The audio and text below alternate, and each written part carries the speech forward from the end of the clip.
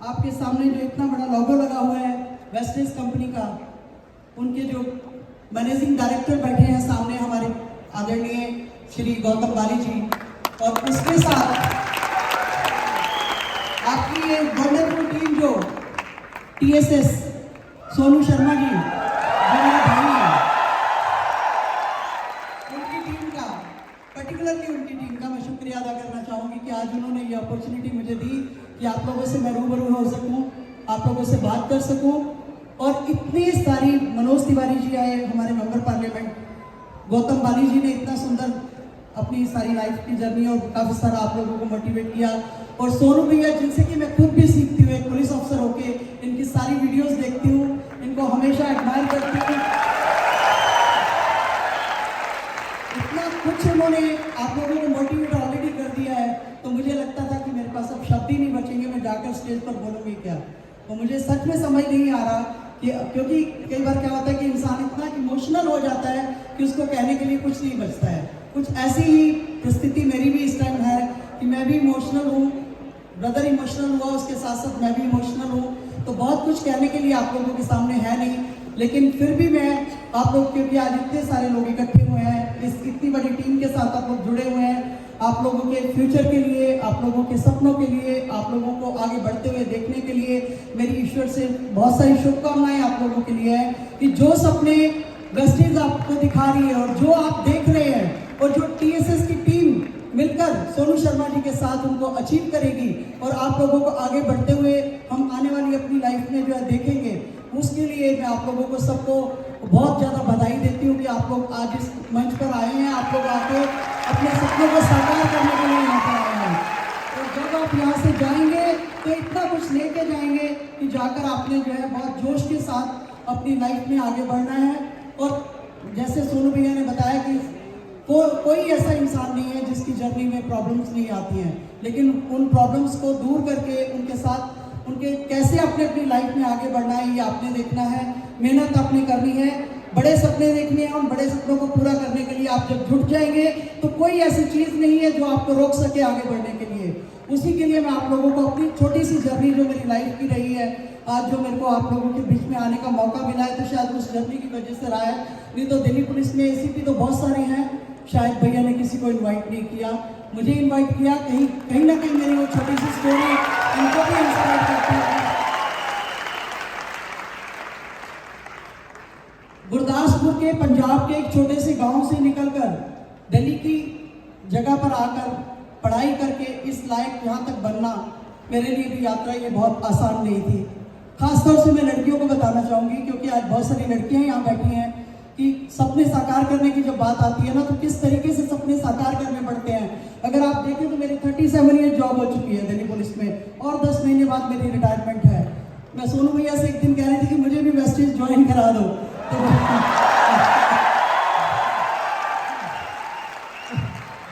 लेकिन मेरी कुछ पुलिस की कमिटमेंट्स ऐसी है, कुछ जॉब मेरी इस तरीके की है कि मैं अभी इसको ज्वाइन नहीं कर पा रही थी, लेकिन 10 महीने बाद डेफिनेटली मैं आप लोगों के साथ होंगी। ऐसे ही कहीं ना कहीं आप लोगों के साथ, सोनू भैया के साथ मोटिवेट करते हुए आप लोगों को आगे बढ़ूंगी, और मैं वो सपना मैं भी देख रही हूँ, आप लोग तो देखिए। तो मैं बताना चाहती हूँ कि गुरदासपुर के एक छोटे से गांव से निकलकर दिल्ली तक की यात्रा करना, दिल्ली पुलिस में आना आसान काम नहीं था मेरे लिए, खासतौर से लड़कियों को। इसलिए मैं बताना चाहती हूँ कि 37 साल पहले, 37 साल की मेरी जॉब, और उसके बाद जो आप देखते हैं कि ग्रेजुएशन तक का 15-16 साल का जो एजुकेशन पीरियड है, अगर आप 55 ईयर पीछे चले जाएं, जो कि मेरी 59 एज है, 55 ईयर अगर आप पीछे चले जाएं तो हालात बहुत आसान नहीं थे, बहुत ज़्यादा प्रॉब्लम्स थी। लड़कियों को घर से बाहर नहीं निकलने दिया जाता था, एजुकेशन नहीं दी जाती थी। आप लोग लकी हैं कि आज के दौर में हैं आप लोग, और आप लोगों को पेरेंट्स जो है वो इक्वलिटी की नज़र से देखते हैं। पहले हमारे टाइम में लड़कियों को तो बिल्कुल घर के काम के लिए रखा जाता था, लड़कों को फिर भी थोड़ा बहुत पढ़ा लिखा के, क्योंकि पता था कि मैन डोमिनेटिंग सोसाइटी में आदमी का काम है वो घर से बाहर जाके कमाएगा, और औरत जो है वो घर में आके अपने घर के कामों को करके अपनी फैमिली को लुक आफ्टर करेगी, और अपने हस्बैंड को भी लुक आफ्टर करेगी, पूरे परिवार को भी लुक आफ्टर करेगी। ऐसे ही एक मिडिल परिवार में मैं पैदा हुई थी, जहाँ पर कि सपने देखना लगता था कि गुनाह सा है, लेकिन मैंने वो कोशिश की सपने देखने की। आज से 50 साल पहले मैंने भी सपने देखने की कोशिश की। मैंने कहा कि लीग से हटके कुछ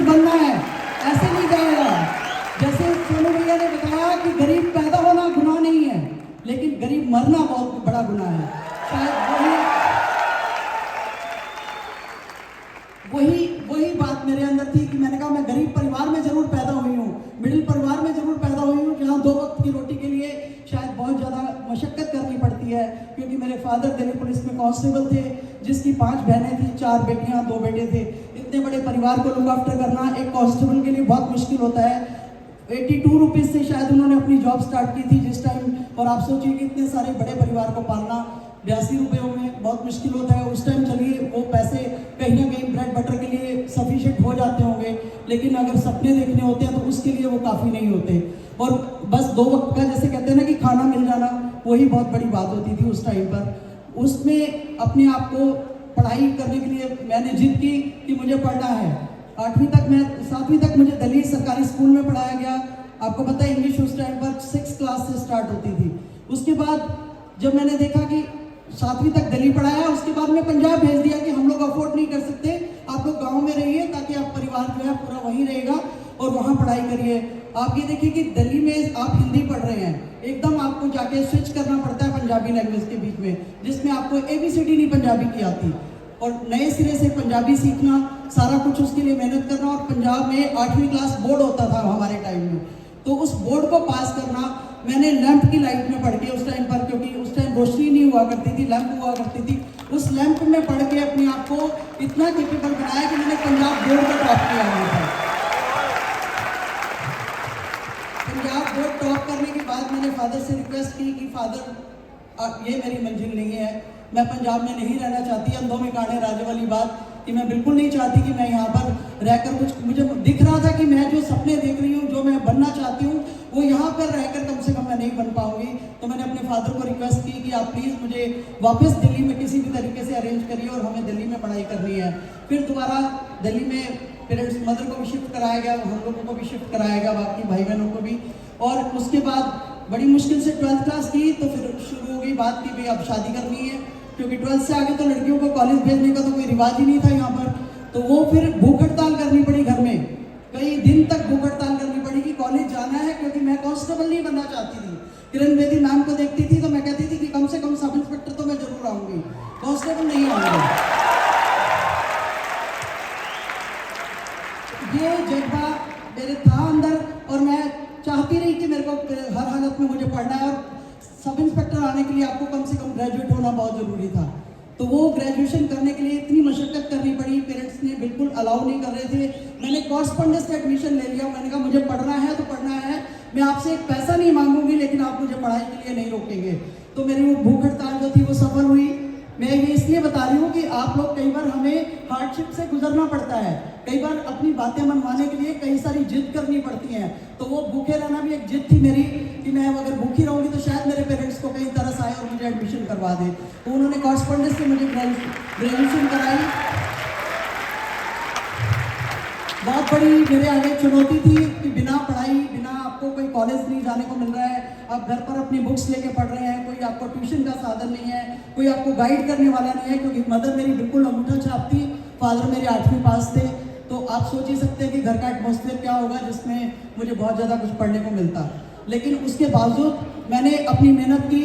मेरे को अपनी बुक्स लेने के लिए भी पैसे नहीं होते थे, बहुत मुश्किल से 250 रुपये की नौकरी करके स्कूल में बच्चों को पढ़ाकर मैंने अपनी बुक्स खरीदती थी ताकि मैं अपनी एजुकेशन को कंटिन्यू कर सकूं, और जो मैंने सपने देखे हैं कि मुझे दिल्ली पुलिस में जाना है उसको मैं साकार कर सकूं। उसके लिए ग्रेजुएशन की। मैंने ग्रेजुएशन करने के बाद फिर मौका मिला कि मैं, क्योंकि आपको एग्ज़ाम देने पड़ते हैं थ्रू SSC, थ्रू UPSC, मैंने 1 साल का स्टेनोग्राफी का कोर्स भी किया। फादर चाहते थे कि मैं दिल्ली पुलिस में बिल्कुल ना जाऊं, क्योंकि वो खुद दिल्ली पुलिस में थे।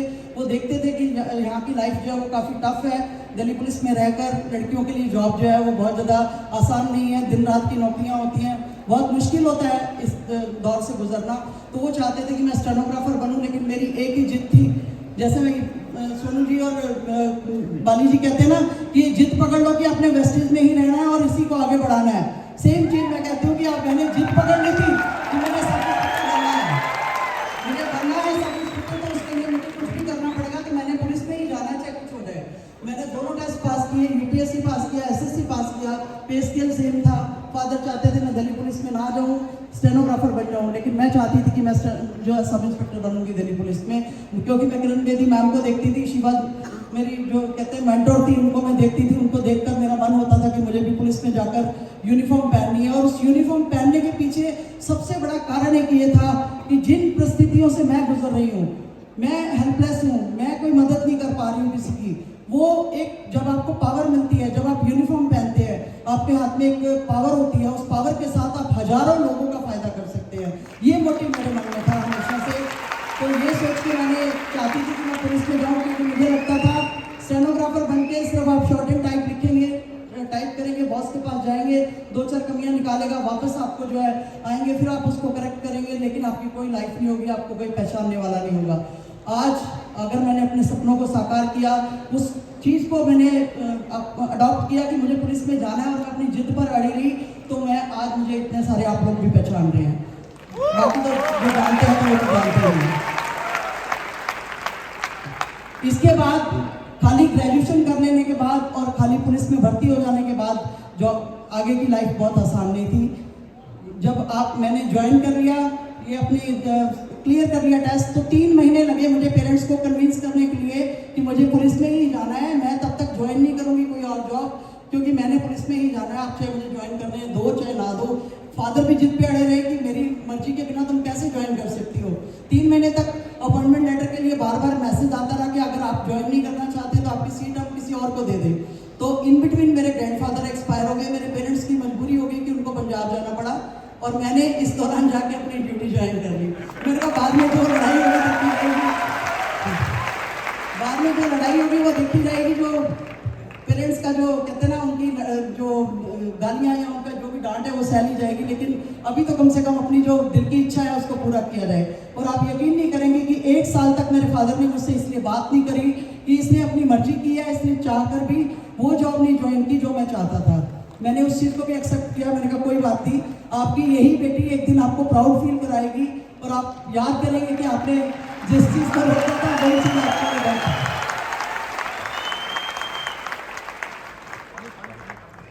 तो उसके बाद जब मैंने ट्रेनिंग में, हम लोगों का पहला ऐसा बैच था, मैं इसलिए छोटी सी ये बात अपनी कहानी बता रही हूँ कि छोटी छोटी चीज़ें लाइफ में बहुत ज़्यादा इंस्पायर करती हैं आप लोगों को आगे बढ़ने के लिए, कि आपने किस तरीके से आगे बढ़ना है। वो सब चीज़ें जो है ना आपको इंस्पायर करती हैं। सब वो छोटी सी जर्नी मैं आपको इसलिए बता रही हूँ।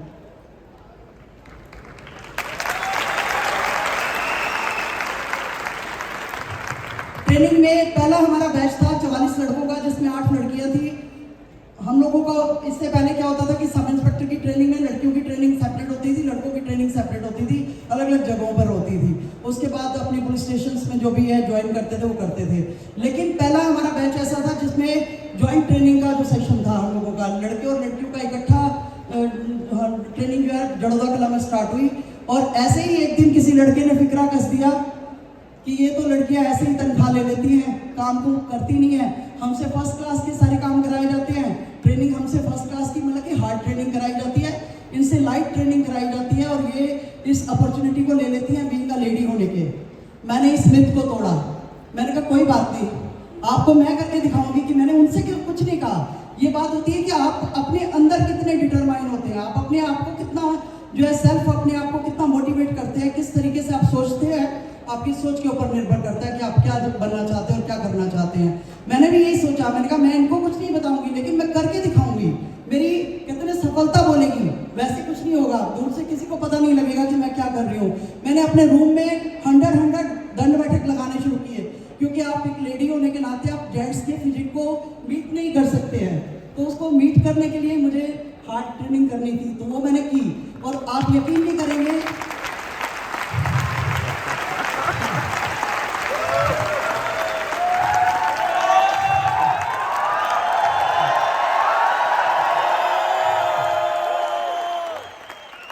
वो दिन मेरी जिंदगी का सबसे अच्छा दिन था जब मैंने उस बैच को पूरे को टॉप किया।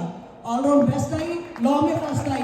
वही लड़के जो मजाक उड़ाते थे, उनको पता लगा कि किस लेडी ने, जब मैं शॉट लेकर सबसे आगे चल रही थी, तो उन लोगों को महसूस हुआ कि उन्होंने क्या फिक्रा कसा था कभी मेरे ऊपर।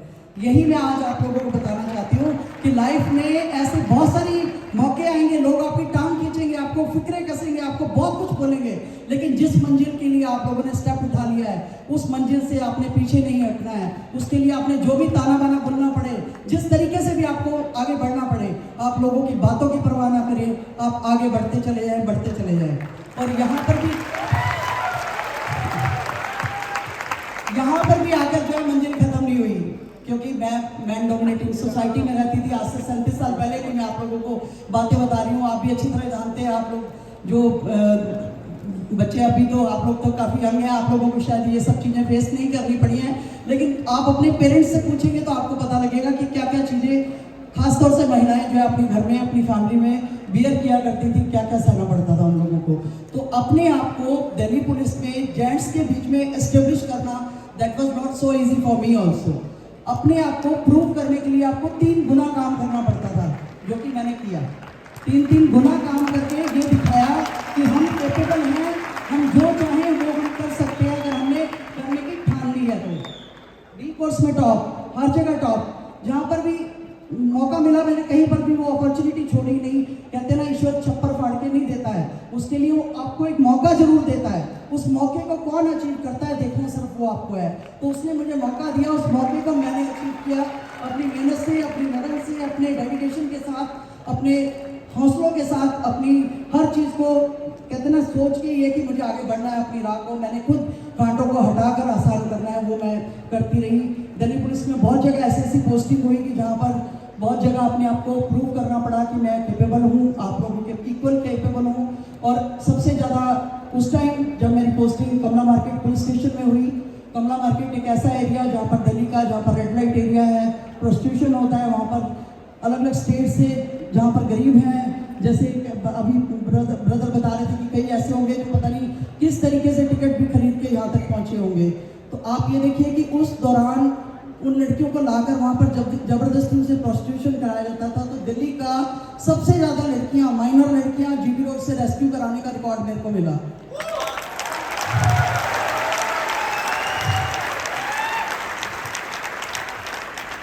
हर एक लड़की को रेस्क्यू ना कराने के लिए 5 लाख रुपए की ऑफर आती थी कि आप रेस्क्यू मत कराओ, हमें अरेस्ट मत करो, हम इसके घर इसको पहुंचा देंगे, लेकिन आप 5 लाख ले लो। लेकिन मैंने वो 5 लाख को ठोकर मारी सिर्फ इसलिए कि मुझे जो उन लड़कियों का जो दर्द था, जो उन लड़कियों का जो दर्द था, जो उन लोगों का पेन था, जिस तरीके से वो जिस हालात से निकल के उनको जबरदस्ती 15-15 कस्टमर उनको बर्थडे अटेंड करने पड़ते थे, जिस तरह के माहौल से निकल के वो लड़कियां यहाँ पर आई थी और फंस गई थी, उनको निकाल कर जो मैंने दुआएं दी वो शायद अनलिमिटेड थी। उसके लिए करोड़ों रुपए भी मायने नहीं रखते। मैं भी चाहती कि मैं आज करोड़पति होती, लेकिन मैंने उन सबको ठुकराया। इसीलिए ठुकराया कि जो अपनी, ये मैं आपको इसलिए बता रही हूँ कि ऐसे मौके भी आएंगे कि आपको ब्राइब करने की कोशिश की जाएगी, आपको कि जिस भी फील्ड में है आपको इस तरीके से गलत काम करने के लिए प्रोत्साहित किया जाएगा, लेकिन हमने वो काम नहीं करना है। तभी ईश्वर भी हमारी मदद करता है, जब हम खुद सोचते हैं इस बात को कि हम चाहते हैं, हम दूसरों की मदद की बात आती है तो तभी हमें भी कोई मदद करता है। वो जो अपार शक्ति बैठी है वो मदद करती है, हर हालत में मदद करती है। पूरी दिल्ली में 186 पुलिस स्टेशन है, आज की डेट में 190 के करीब हो गए होंगे। उस टाइम जब मैं 2009 और 10 में वहाँ पर SHO थी कमला मार्केट, तो उस बदनाम पुलिस स्टेशन के नाम पे उसका नाम लिया जाता था कि सबसे बदनाम। वहाँ पर किसी लेडी को पोस्ट नहीं किया जाता था। मुझे भी जब पोस्ट किया गया मुझे भी लगता था कि यहाँ पर काम करना बहुत मुश्किल होगा, लेकिन कहते ना हर मुश्किल दौर से गुजरने का जज्बा मुझ में है, शक्ति है, और मैं चाहती हूँ कि मेरे परमात्मा ऐसे इम्तिहान लेता रहे ताकि मुझे पता लगे कि मेरी स्ट्रेंथ कितनी है, मैं क्या क्या कर सकती हूँ इसमें आगे बढ़कर। तो वहाँ पर काम करना इतना आसान नहीं था। आपको बताऊं कि रात को 2-2 बजे लड़की फोन कर रही है कि मुझे जीबी रोड से रेस्क्यू करा दो। घर से कार उठाती थी, पहुंचती थी वहाँ, क्योंकि मालूम था कि अगर ये इन्फॉर्मेशन मेरे स्टाफ तक पहुंच गई तो थोड़े से चंद रुपयों के चक्कर में वो बिक जाएंगे, और वो कहीं ना कहीं ऐसा ना हो इन्फॉर्मेशन लीक हो गई तो वो लड़की को वहाँ से ब्रोथल ऑनर भगा देगी। ये सब चीज़ें इतनी लाइफ, मतलब उसमें लाइफ आपकी खतरा होता था। आप रात को पहुंचे, कोई आपके पेट में चाकू भी मार सकता है। वहाँ पर कोई जो ये काम करा रहे हैं तो वो कोई इतने भले लोग नहीं है कि वो आपको कुछ भी ना कहें, कोई गोली भी मार सकता है। लेकिन मैंने उन सब चीज़ों की परवाह नहीं की, सिर्फ इसलिए कि परमात्मा ने जो जिंदगी दी है, मौत भी एक बार आनी है और जिंदगी भी एक बार मिली है, और जिस तरीके से मरना लिखा है, परमात्मा ने जो तय कर रखा है कि इस तरीके से मरना है, मरना उसी तरीके से है।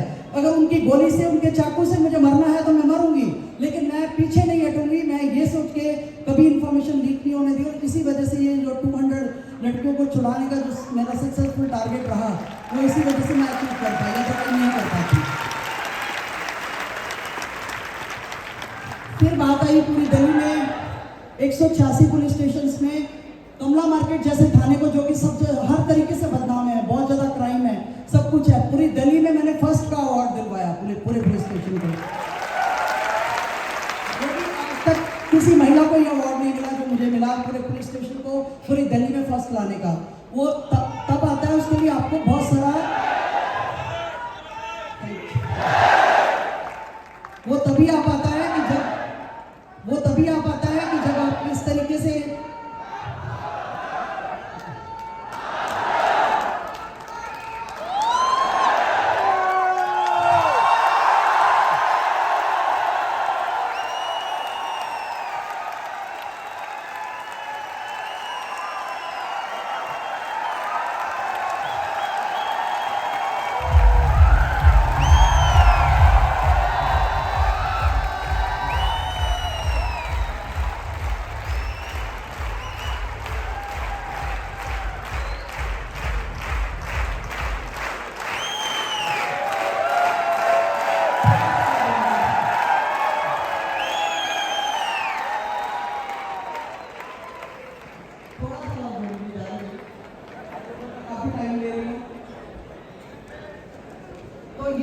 पुलिस स्टेशन फर्स्ट का अवार्ड मिला, उसके बाद प्रेसिडेंट मेडल मिला, बहुत सारी एनजीओ से अवार्ड मिले, इवन अमेरिका की एक एनजीओ ने अवार्ड दिया, दिल्ली वुमेन कमीशन ने अवार्ड दिया, बहुत सारे कॉलेजेस ने अवार्ड दिए। और सिर्फ इसीलिए मिल पाए कि जो नेक काम मैंने सोचा और उसको मैंने उस मंजिल तक पहुंचाया, और उसकी वजह से ये सब चीज़ें पॉसिबल हो पाई। फिर बात आई कोविड की, प्रमोशन एसीपी हो गया, नई दिल्ली में बहुत सारा काम किया, बहुत सारी हेल्थ खराब की अपनी, क्योंकि एक जो पुलिस के प्रति जो डेडिकेशन था ना, उसमें सोचा कि उसमें कोई कमी ना आए, भले ही हेल्थ खराब हो जाए। और आपको पता है कि एक महिला के लिए परिवार को देखना, समाज को देखना, अपने रिश्तेदारों को देखना, अपनी इन लॉज और पेरेंट्स के बीच में जो एक बैलेंस बिठाना, 25 साल पहले मदर की कैंसर से डेथ हो जाना, छोटे भाई बहनों का होना, उनको पालना, उनको लुक आफ्टर करना, उनको इस मकाम तक पहुंचाना। जो बात की थी भाई ने सपने देखने की कि गरीबी पैदा होते हैं लेकिन गरीब मरना नहीं चाहिए, आज की डेट में मेरे 6 भाई बहन हैं, मैंने सबको बाहर फॉरेन कंट्री सेटल करा दिया है।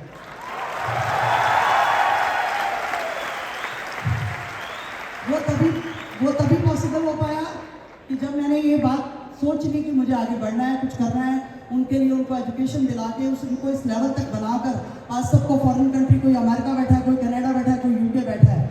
और मेरे 90 ईयर के फादर जो आज भी मेरे साथ हैं, जिंदा हैं, और वो मेरे लिए ब्लेसिंग्स हैं बहुत बड़ी। जो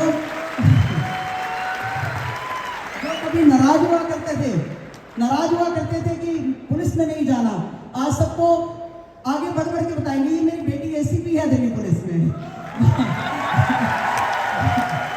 तो मैं उनको तब कहती हूँ कि तब तो आप कहते थे कि पुलिस ज्वाइन नहीं करनी, आज सबको बताते हो कि ये मेरी बेटी एसीपी है दिल्ली पुलिस में। क्योंकि एक कांस्टेबल के लिए बहुत ज़्यादा प्राइड की बात होती है कि अगर एक कांस्टेबल की बेटी जो है या बेटा उसका इतने बड़े रैंक पर हो, तो वो उसके लिए सच में प्राइड की बात होती है। तो वही प्राइड आप लोगों ने सबने मिलकर अपने पेरेंट्स को फील कराना है। आपने यहाँ से जब जाना है तो अपने आप को इस तरह से मोटिवेट करके जाना है कि आज का जो सेशन है, जो चल रहा है यहाँ पर सभी, और आप लोगों का एंटरटेनमेंट भी बीच बीच में साथ साथ हो रहा है, और अलग अलग स्पीकर आके आप लोगों को मोटिवेट कर रहे हैं। इतना ज़्यादा मोटिवेट होकर जाना है कि आज के बाद लगे कि लाइफ जो है वो बदल गई है, और पीछे मुड़ के देखने की जरूरत नहीं पड़ेगी आपको।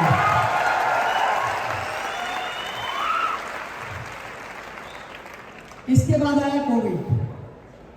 मैं ये वाला वाक्य जो अब बताने जा रही हूँ, वो इसलिए बताने जा रही हूँ कि आपको पता लगे कि जो यहाँ पर बैठकर आज आपके साथ बातें शेयर कर रहे हैं, जो अपनी मोटिवेशन आप लोगों को दे रहे हैं, उनकी लाइफ इतनी आसान नहीं थी।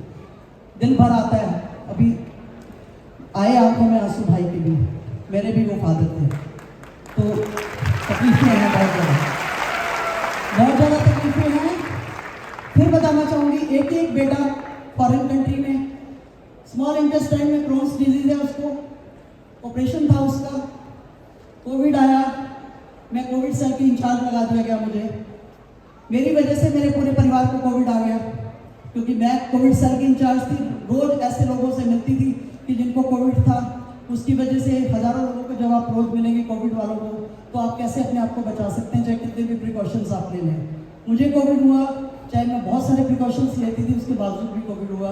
मेरी पूरी फैमिली को कोविड हुआ, मेरे हस्बैंड को, मेरे फादर को जो 90 साल के हैं, मेरे एक ब्रदर आए हुए थे मिलने, उनको कोविड हुआ, मेरे सर्वेंट को कोविड हो गया।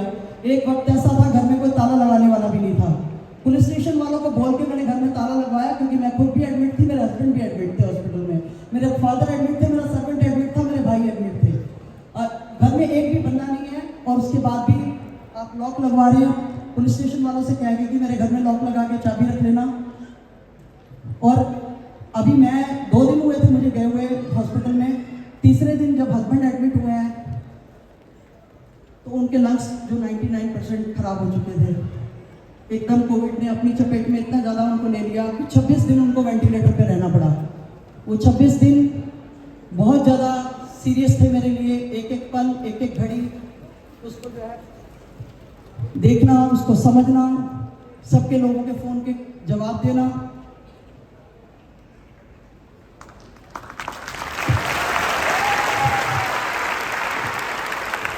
आसान काम नहीं था।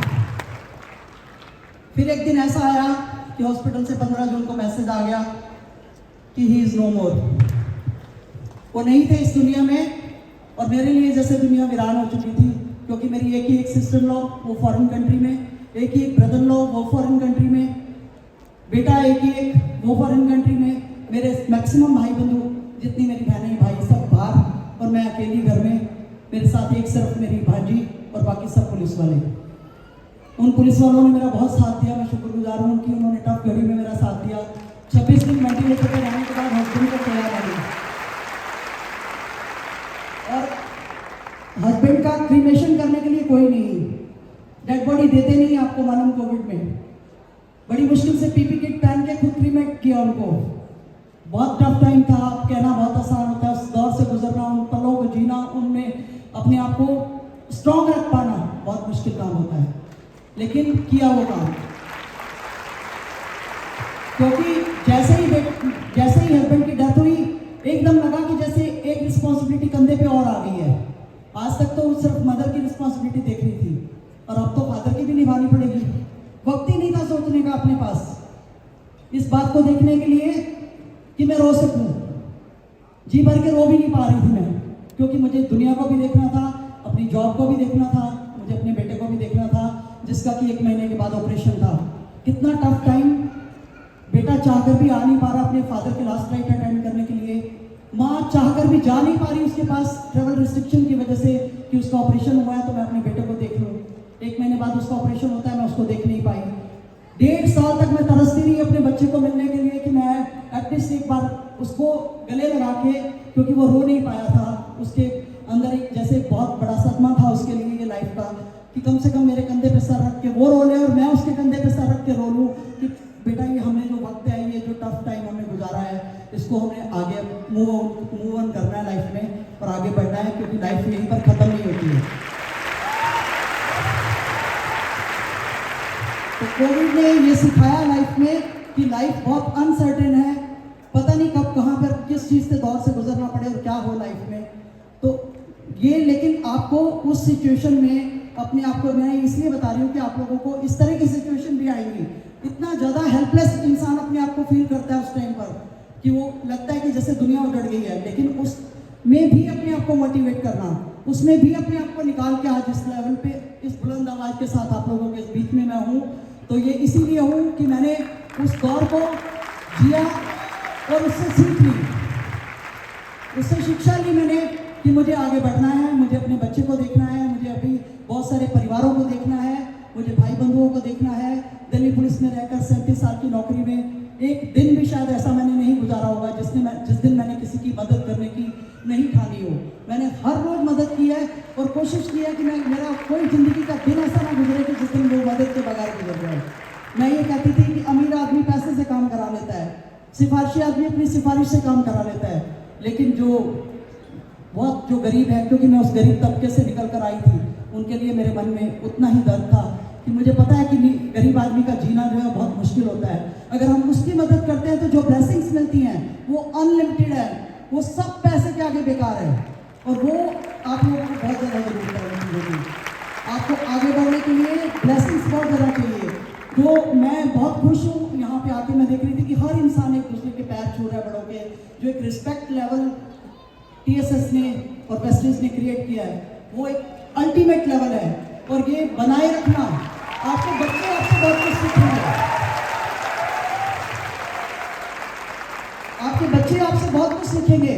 और कहते हैं ना, पेरेंट्स सबसे बड़ा आईना होते हैं बच्चों के लिए। वो आगे बढ़ने के लिए सबसे पहले अपने पेरेंट्स को देखते हैं कि हमारे पेरेंट्स क्या कर रहे हैं, उनके एथिक्स को देखते हैं, उनके मॉरल्स को देखते हैं। अच्छी शिक्षा दीजिए अपने बच्चों को, उनको आगे बढ़ाइए, उनके रास्तों में रोड़ा ना बनिए। जो करना चाहते हैं, जो भी उड़ान वो लेना चाहते हैं, उनको उड़ान लेने दीजिए। और आप देखिए, जब वो पंख फैलाएंगे तो आसमान तक छू के जाएंगे, वो कभी नीचे नहीं आने वाले हैं।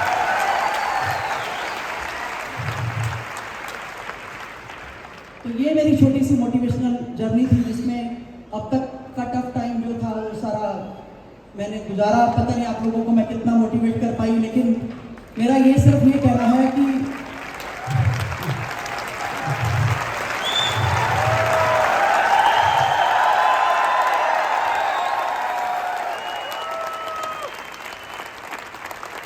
आप लोग